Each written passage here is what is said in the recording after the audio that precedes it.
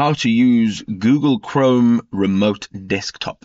Good day, folks, and welcome to the channel. As you can see over here, I am in Chrome's Remote Desktop, and I'm going to go through all the lovely features that they offer. So the first thing you want to do is type in remotedesktop.google.com, and this is the page you will find. So the first thing you want to do over here is it says set up remote access. So it says set up this computer to be remotely accessed from another device. To get started, click the download button. This will basically allow you to use this device, and you can use it from anywhere that you have a internet connection from. So we're going to go ahead and tap on the blue download button over here.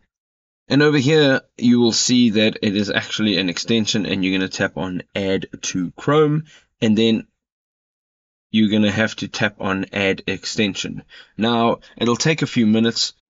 It is now added into our extensions up over here, and we've been redirected now back to this page. You can see the Chrome Remote Desktop.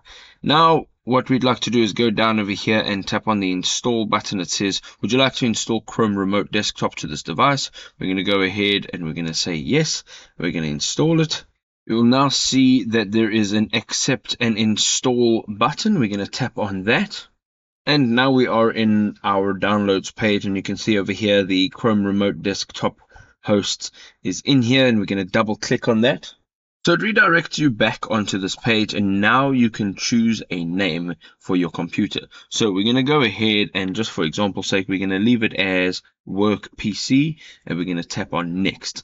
Now over here you'll have to choose a PIN. It needs to be 6 numbers, and the PIN will be used to connect this computer remotely. Once you're done, you're going to go ahead and tap on the start button on the bottom right hand side. And over here now you can see it says work PC, and it does say offline, and that's fine.